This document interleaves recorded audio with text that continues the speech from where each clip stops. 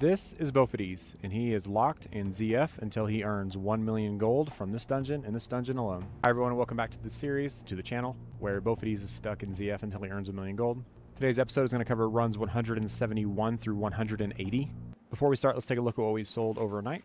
Not a great clean out here, so it looks like we made 841 gold. Most of the gold coming from the Greater Eternal Essence, per usual. And that 21 is kind of on the lower end in terms of how much we get per 10 runs. Let's go ahead and get this in the bags. All right, looks like we have 124,937 gold, and that is where we're going to start today. I checked the auctions of his warband, and no sales came through. Which at this point, I am considering kind of like putting several of my really decent items on sale.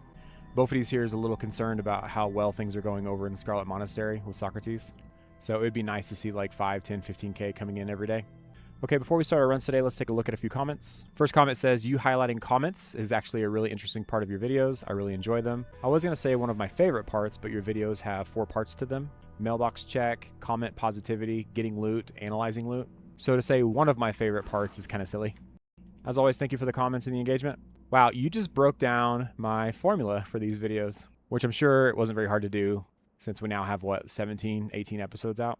During my initial planning process for this, which was very minimal, I did decide that I wanted to have a format, kind of like a structure for all the videos, so that this process could be more sustainable for me. And it does seem that a lot of the engagement, a lot of the comments come from these initial comments, like people are reacting to the initial comments that we're looking at right now, which I don't mind at all. The best YouTubers, the best YouTube channels typically have like a community, people engaging in the comment section, you know, regulars coming back and answering questions. And my hope was to create something like that here. And we're only about 3 weeks into this journey, and it looks like it's already happening, which is very exciting.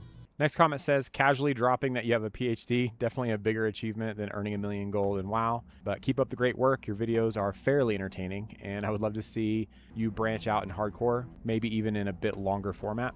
Yeah, I am thinking about what else we can do with this channel. And at the end of the day, the channel's going to revolve around Bofades here and what he's up to. And the channel's always going to have this theme of like challenges, right? So if I were to start a hardcore journey here, we would have to like retcon it, where it's like Bofades when he was, you know, just a baby and leveling up in hardcore or whatever, like his journey to where he is today, right?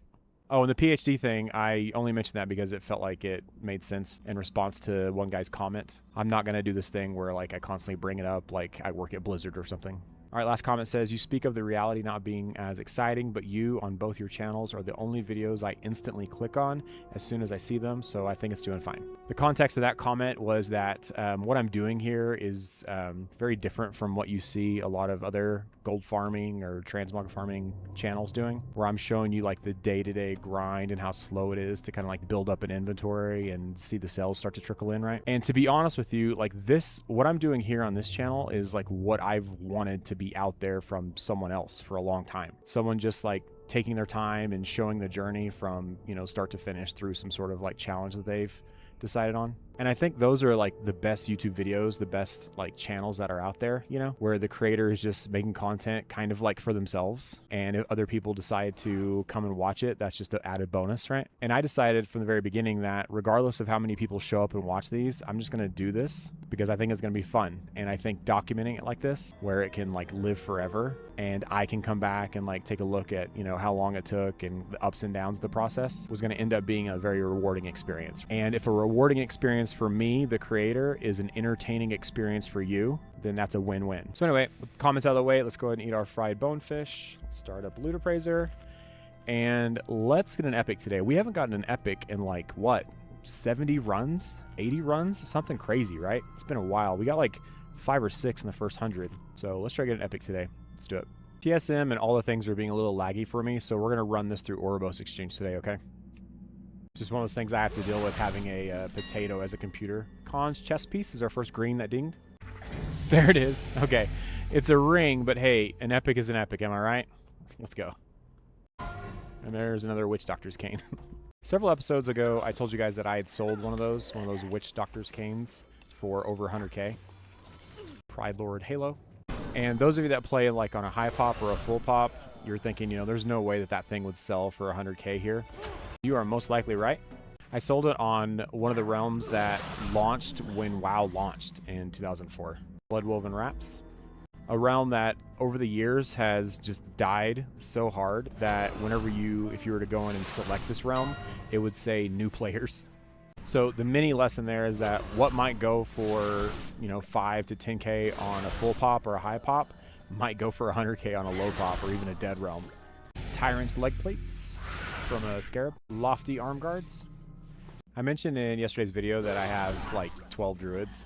And someone in the comments said that 12 druids is an addiction. For those of us that do this sort of thing a lot, having a druid parked outside, 10 to 12 different dungeons is such a time saver. And looking at them like in the login screen kind of helps us plan our day, plan our playtime.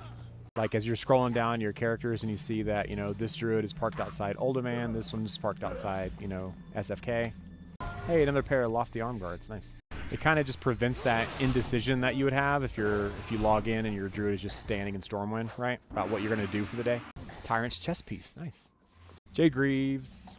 Ancient chess piece. I think I've sold one of these before. First round of vendoring got us 318 gold. Someone did ask about this transmog, and someone was kind enough to reply to them in the comment section of that video, but here is exactly what it is. Forest Dweller's butterfly attire. Lunar Arraignment. I think it was like a trading post set that I got back in maybe April. So I've never been much of an RPer when it comes to this game, but I've been mulling over some ideas about adding some RP elements to what we're doing here. Jade bracers, because a lot of you are asking me like, what are you gonna do with the million? Why are you doing this? Another bloodletter scalpel. And I thought it'd be fun just to have like a locked-in response to those questions, other than simply saying, why not, or I'm doing this because it's fun. Highborn pants. And instead say, there's this goblin in Gadget Zan that has taken Bofades' son hostage, right? And is demanding 1 million gold in ransom. Sunscale Sabatons, we've sold those in this challenge. But I don't know, I feel like doing something like that would just add even a little bit more flavor to what we're doing here. And it could give people like a reason to rally behind Bofades other than him just being Horde. Provide this like emotional connection to this whole thing. Another round of vendoring got us 219 gold. Plans for the light Earth Forge blade, guys. Hey, thanks for the sub. I appreciate it. Another set of plans, guys. Ooh, another pair of Tyrant's leg blades. Let's go. But going back to the RP idea, what do you guys think of that? High Chief's bindings. And when I say RP here, I'm not suggesting that I'm gonna like take on the personality of Bofades or like try to speak in his accent. More like a third-person omniscient narrator kind of situation where like I'm just piloting him. And all the RP would do would be just give context for the challenges. So instead of me saying, I wanted to farm ZF until I made 1 million gold, it would be more like Bofades has to farm ZF until he makes 1 million gold to save his son, right? Ranger boots. Khan's belt. Ooh, Jade belt. All right, that should be our last round of vendoring, 587 gold. Sunscale shield, 16k market value. Ironhide bracers. Ooh, Bloodwoven rod. I think this is the first one of those that we've gotten. That's a pretty good weapon. Khan's gloves. Hey, thanks for the sub. I appreciate it. All right, guys, that does it for these 10 runs. Let's go ahead and sell a few things real quick. All right, I'm going to clean this up a tad. I'll be right back. I forgot that I had to disable TSM before we started here because of the lag, so I'm not going to be able to do my round of disenchanting that I normally do. But you can expect there to be in between 21 and maybe 45 Greater Eternal Essence, and that's most likely what's going to show up in the mailbox cleanup tomorrow. So not a great 10 runs, but not terrible. Our best drops today, according to Loot Appraiser, were these Tyrant's leg plates. We got 2 of these. On this particular realm, they go for 4,700, but the US region is 63k. Typically try to sell these for 20 to 35-ish. We got some lofty arm guards. On this realm, they go for 13k. US region's 25k, and we got 2 of those. We got a lunar raiment. On this realm, 35k. US region's 32. This is probably, yeah, this would probably go above the lofty arm guards in terms of like its actual value. I think the lofty arm guards were listed above it because there's 2. Yeah. Dark Mist armor, it's not bad. 26k on this realm, which is about the same as US region. And then we did get an epic today, but unfortunately it was a ring, the Ring of Saviors. 78k on this realm, 58k across US region. That would be fake value, right? I mean, that is a lot of versatility. And if someone were to twink themselves, I guess at 79, this ring might be appealing. But I'm not sure if people are twinking themselves at 79. And I'm also wondering if there are tons of other rings out there that have more versatility than this. I'm not wondering enough to like actually look into it, but you know, I'm not going to vendor this, but I'm also not going to expect it to sell anytime soon. In case you guys wanted to see what these look like, which I think you do, this is what the Tyrant's leg plates look like. That's what the lofty arm guards look like. This is what the lunar raiment looks like.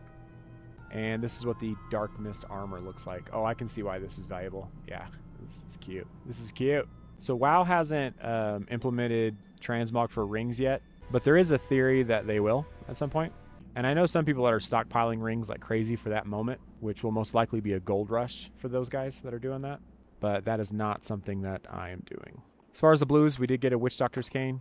The value of this is around 17K, but again, guys, depending on where you sell it, you can get more or less than what you see here. We also got a Bloodletter Scalpel. This thing goes for 21K region, only 5K on this realm. And then we got a Tyrant's chest piece, Khan's chest piece. There are a few different things in here that we're going to for sure keep and sell somewhere. But anyway, that does it for these 10 runs. Our gold total before I vendor everything else and before I post anything is 127,319 gold. That'll be one of the first things that we update at the beginning of the next episode. So yeah, if you enjoy this sort of content, I'm going to encourage you to like, comment, subscribe, do whatever it is you do to engage with YouTube videos. And until next time, take care. See you soon.